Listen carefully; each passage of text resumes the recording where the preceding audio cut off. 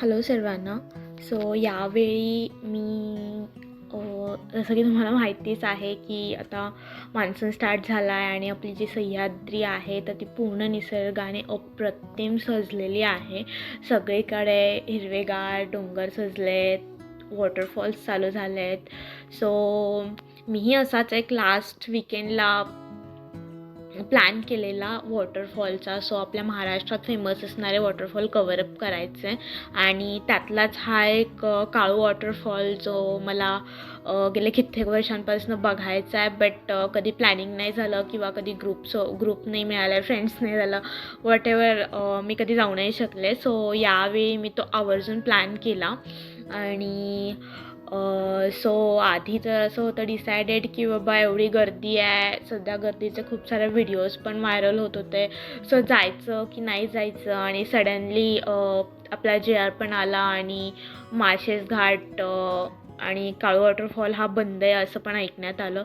But still आम्ही plan करून गेलो आणि काळू वॉटरफॉलला व्हिजिट दिली. सो त्या व्हिजिटमध्ये आणि त्या जर्नीमध्ये माझा एक्सपिरियन्स कसा झाला आणि कसं काय आम्ही केलं सगळं काही हे मी तुम्हाला एक शॉर्ट पद्धतीने सांगण्याचा एक प्रयत्न करते आहे. सो आम्ही आधी तर आमचं असं चाललं होतं की माळशेज घाटमध्ये आम्ही बाईकने जाणार, कारण की बाईक राईडवरती जी मजा येते ती कदाचित कोणत्या व्हेकलमध्ये नाही असू शकत. सो आधी पण माळशेज घाट असा होता की खूप लांब आहे आपल्या पुण्यापासून आणि पुण्यापासून माळशेज घाटला जायचं म्हणजे बाईकवरती ते पावसात तर थोडं चॅलेंजिंग टास्क असून सो मी तर कॅन्सल केलं आणि मी असं होतं की यावेळची ट्रिप आपण कोणत्या तरी एखाद्या ग्रुपसोबत करूयात का, कारण की आपल्या महाराष्ट्रात पुण्यात खूप सारे असे ट्रेकिंगचे ग्रुप आहेत जे खूप साऱ्या म्हणजे खूप साऱ्या प्लेसेसवरती आपल्याला घेऊन जातात व्यवस्थितपणे, त्यांचं मॅनेजमेंट पण असतं. सो यावेळी आम्ही एक्स्ट्रीम ट्रेकर्स म्हणून जो ग्रुप आहे तर त्यांच्या थ्रू गेलेलो. बिकॉज त्या ग्रुपला आम्ही आमच्या प्रिव्हियस ट्रिपमध्ये जी देवकुंडची ट्रिप होती तिथे आम्ही त्यांना बघितलेलं.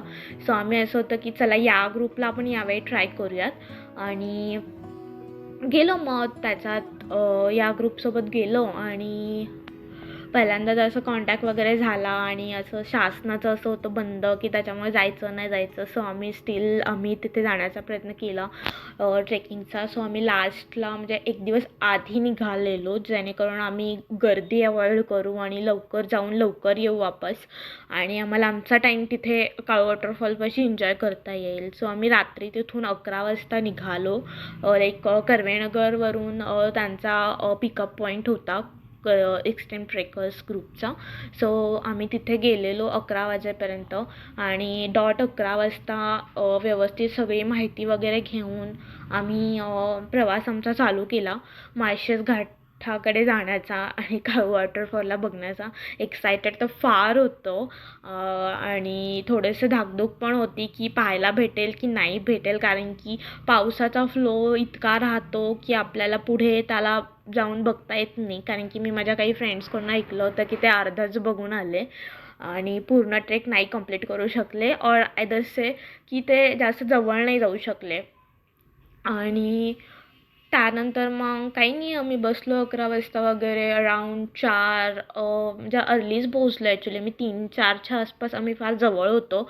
सो आम्ही तिथे थोडंसं टाईमपास पण केला आणि मग आम्ही एक बेस विलेजपाशी गेलेलो. आम्ही बेस विलेजला आम्ही अराऊंड म्हणजे तिथे 5पर्यंत वगैरे पोहोचलो होतो आणि त्यानंतर आम्ही मॅगी वगैरे म्हणजे आमचं ब्रेकफास्टचं नियोजन होतं कारण की त्या बेस विलेजमध्ये मोजके 4-5 गावं होते आणि इतकं म्हणजे खूपच खेडेगाव होतं माझ्यासाठी. मी पहिल्यांदा अशा पद्धतीने बघितले असतील गावं जिथे खूप खाण्याचे प्रॉब्लेम्स आहेत, इलेक्ट्रिसिटीचे प्रॉब्लेम्स आहेत आणि म्हणजे जवळपास लवकर किराणा दुकानही नाही, असं एकदम बेस विलेज होतं ते.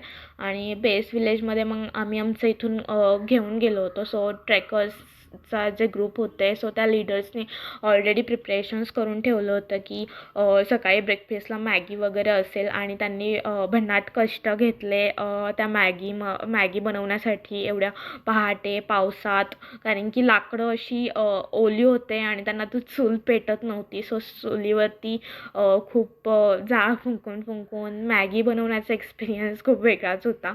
बट स्टील आम्ही गिवअप न करताही 1 तास लागला त्या मॅगीला. 2 मिनिटांची मॅगी बनवायला 1 तास लागला. बट स्टील मॅगी बनवली आणि खूप छान, म्हणजे खूप भारी होतं ते की नेचरमध्ये मॅगी स्वतः बनवून खाण्याचा एक्सपिरियन्स. आणि म्हणजे तो आम्ही नाही बनवला, ॲक्च्युली लीडर्सनेच बनवलेला. आणि त्यानंतर काय झालं, म्हणजे आम्ही मॅगी वगैरे खाल्ली, फ्रेश झालो आणि एक 6च्या अराउंड 6-7 वाजता 7 वाजता वगैरे 6-7च्या दरम्यान आम्ही ट्रेक चालू केला समथिंग कितीतरी 7 नंतर वगैरे. सो ट्रेकिंग टाईम त्या बेस विलेजपासून काळू वॉटरफॉलला जाण्याचा कमीत कमी 1.5 तासाचा ट्रेक होता. बट डिपेंड होतं, कारण की मध्ये आपल्याला ओढा, रिव्हर वगैरे क्रॉस करून जायचं होतं. सो जर पाण्याचा फ्लो वगैरे वाढला तर ते थोडंसं क्रॉसिंगला डिफिकल्ट जातं त्यामुळे. आणि खूप छान असं होतं अर्ली मॉर्निंगला फ्रेश होऊन निसर्गाचा एन्जॉयमेंट करणं. तिथून आम्ही ट्रेक स्टार्ट केल्यावरती पहिल्यांदा आम्हाला एक नदी लागली. एक 15-20 मिनटाच्या अंतरावरती जेव्हा आम्ही वॉक करून गेलो तेव्हा आम्हाला एक नदी लागली आणि मग ती नदी आम्ही सगळ्या ग्रुपने 1 बाय 1 एकमेकांना हेल्प करत क्रॉस केली. सो एक ती युनिटी जी असते तर त्याचं एक अनुभव घेता आला. एकदम युनिटीने आपण एकमेकांना एकमेकांची मदत घेऊन किंवा एकमेकांना पुश करत आपण पुढे जाऊ शकतो.